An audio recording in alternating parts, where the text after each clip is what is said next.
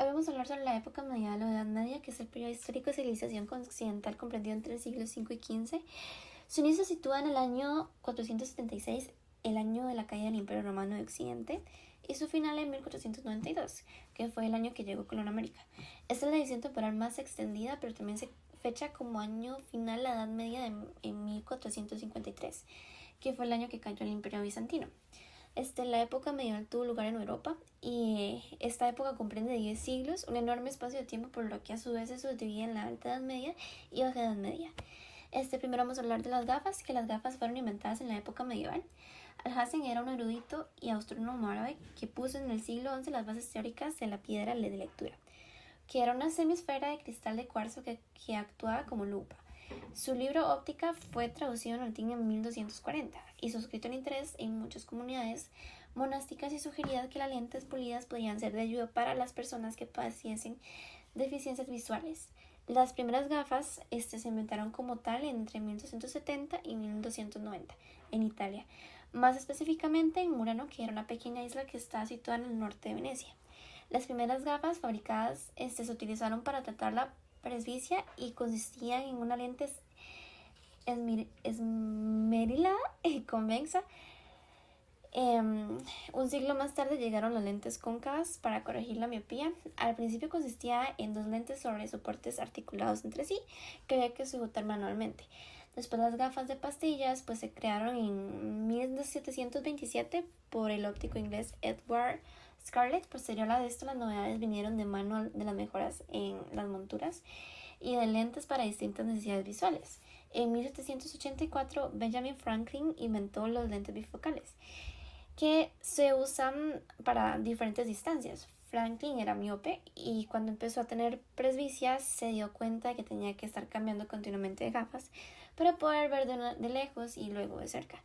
Con esto ideó unos cristales divididos horizontalmente, de modo que la zona inferior le enfocaba para leer o para ver de cerca, y la superior le permitía ver bien de lejos.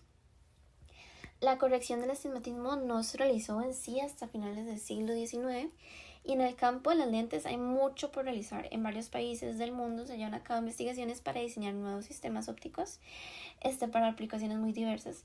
El beneficio directo e indirecto que nos ha brindado los lentes es enorme y que entrará en los años por venir. Ahora hablaremos sobre el reloj, que los relojes de volante fueron los primeros que se inventaron. Estos relojes no se podían regular manualmente y su precisión dejaba mucho que desear. El reloj mecánico no se imitó con fines domésticos, de hecho fueron en principio relojes de torre, con un mecanismo movilizado con pesas. El primer reloj mecánico europeo se documenta en el año 1300, sustituyendo a los relojes de agua. Inicialmente se colocaban en los campanarios de las iglesias y las fachadas de los edificios públicos, pero no es hasta finales del siglo XIV que se les añaden manecillas y cuadrantes. En el siglo XV se les introduce un muelle y sustitución del peso, y aparecieron entonces los relojes de mesa y después los de bolsillo. Hoy en día decimos que el tiempo es oro y no nos podríamos imaginar el funcionamiento de nuestra sociedad sin contar el día en horas, o los minutos, los segundos. Y fue a partir del siglo XV que se empezó a generalizar el tiempo tal y como lo conocemos actualmente. Actualmente los relojes personales, en su mayoría mecánicos y electrónicos, ya sean analógicos o digitales, funcionan con una pequeña pila eléctrica que mediante impulsos hace girar las agujas, que esto es en los relojes analógicos, o marca los números, que es en los relojes digitales. Ahora hablaremos sobre la imprenta, que la imprenta fue uno de los inventos que más influyeron en el transcurso de nuestra historia. Ello supuso un giro radical en los acontecimientos que se desvendrían en los sucesivos años.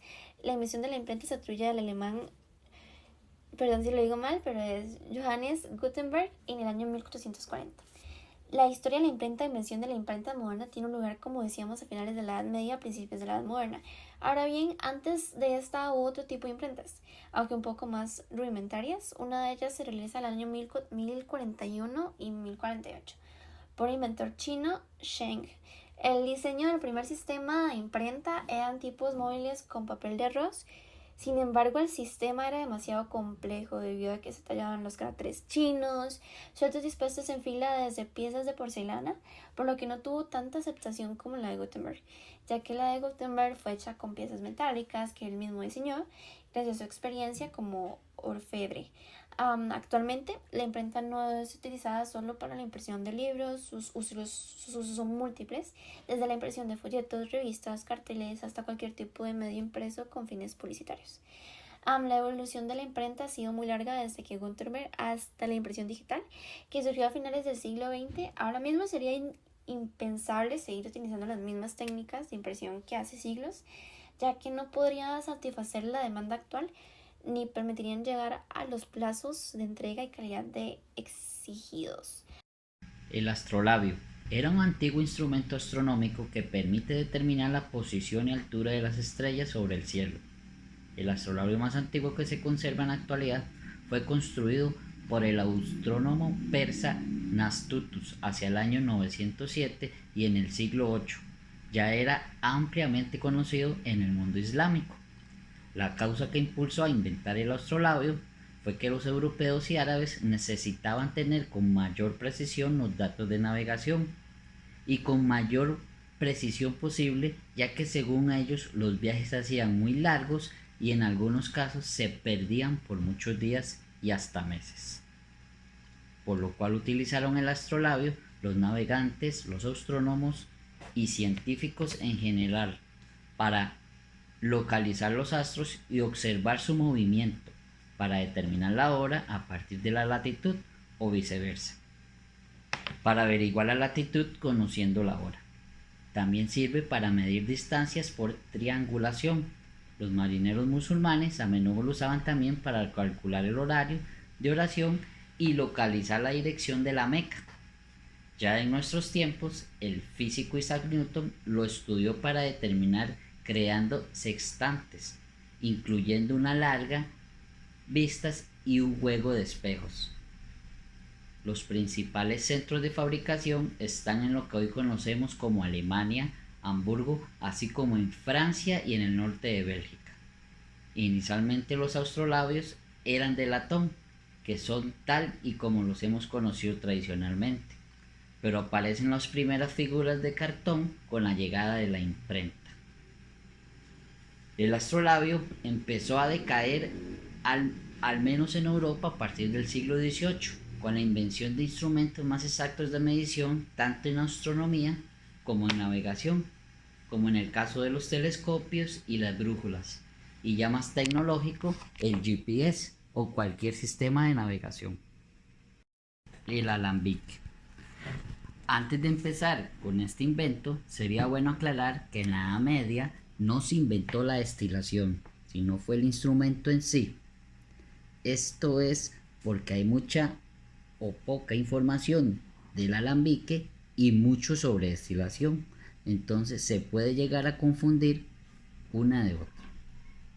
A mediados del siglo XV, los españoles y los árabes empezaron a notar que destilar con olla era un proceso muy lento y que el alcohol no quedaba como le gustaba a sus reyes, y ya para cuando querían destilar el proceso era muy largo.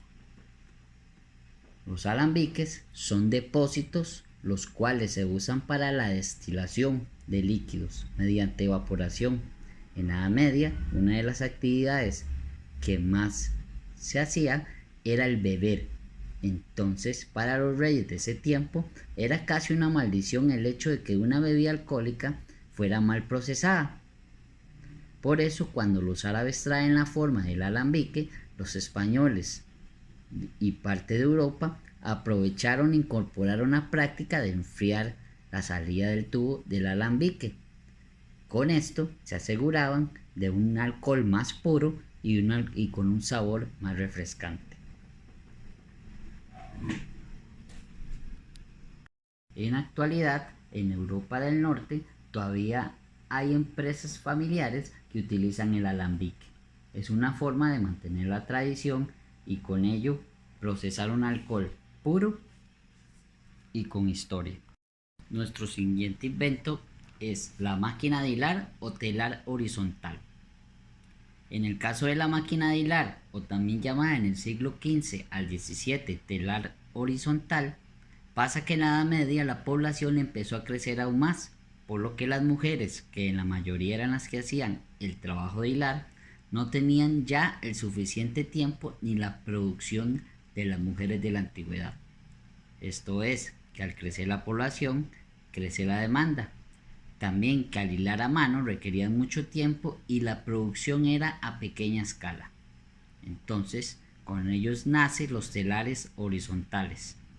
Invento que se sabe que es de la Edad Media, mas no se le atribuye o no hay registros de su inventor.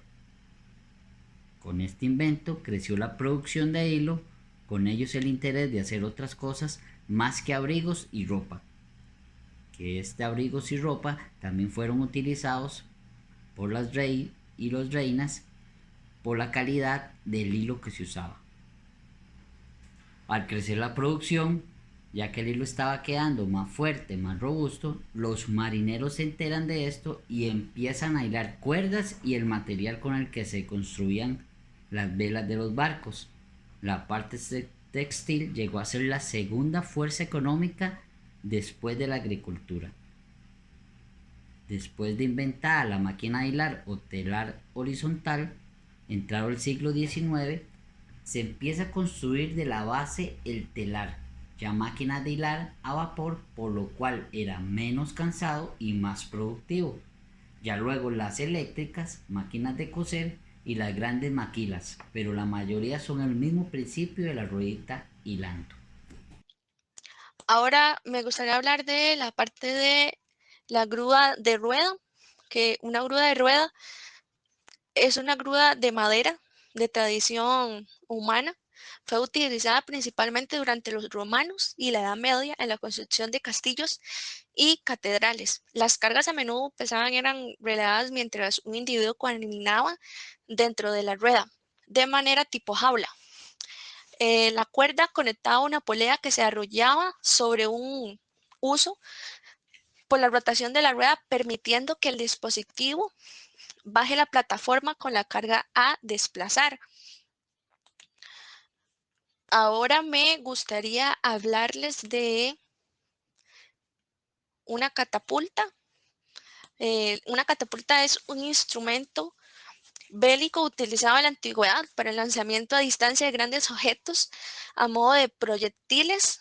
Fue inventada probablemente por los ingenieros Dionisio I de Siracusa, aproximadamente hace 400 años antes de Cristo, y posteriormente mejorada por cartagineses y romanos, que fue empleada en la Edad Media hasta que la construcción de la pólvora se tornó obsoleta. Ah, la catapulta fue creada para derribar murallas enemigas y tomar por asalto los castillos. Las primeras catapultas se empleaban lejos de donde se construían, lo que obligó a los creadores e ingenieros a trabajar en su forma, en el peso, en el tamaño, diseño y movilidad, pues eran armas necesarias en los grandes combates. De esta forma se logró tener una catapulta más fácil de manejar y trasladar en las batallas. También se conoce a estos aparatos con el nombre latino velopoética. Los modelos más grandes estaban montados sobre ruedas, plataformas de madera. El gatillo o impulsador de este tipo de ballesta se tensaba mediante cuerdas hasta quedar sujeto con un gancho. Otro tipo de catapulta aplicaba el principio de torso para lanzar piedras u otros objetos pesados sobre murallas o sobre cuerdas. Ahora me gustaría hablarles acerca del molino. El molino es todo ingenio, artefacto, maquinaria que sirve para moler utilizando una energía la cual la fuerza del viento o del agua o un motor térmico eléctrico. El mecanismo de molienda de los molinos más corrientes que molían granos a gran escala desde los romanos hasta la época reciente y con la independencia de donde obtenían la energía generalmente constaba de una piedra circular fija llamada solera que podría llegar a tener un diámetro superior a 8,5 50 metros o de 80 a 120 centímetros de espesor, sobre la que movía otra de forma semejante. En otros casos, la piedra móvil podía ser más pequeña de la forma que tenía, que al girar la forma de la solera, en este caso, se pudiera moler. Podía haber dos o más muelas sobre la solera o se volvía mejor que la bolera porque tenían rozamientos a cambio que se perdía más harina. Sobre la carretilla, la cual fue inventada nuevamente en la Europa medieval. Esto parece haber sucedido al momento a finales del siglo XII, a diferencia de las carretillas chinas que tenían la rueda en el centro. Las carretillas europeas generalmente tenían la rueda en la parte delantera. Esto servía mucho para transportar diferentes métodos que usaban en ese momento. En este momento, pues sí, es muy interesante todo esto que estamos viendo y así podemos saber de qué estamos hablando. Pues de mi parte sí no tenía tanto conocimiento y me gustaría sí saber más aún de todos estos proyectos que hemos estado viendo en las clases.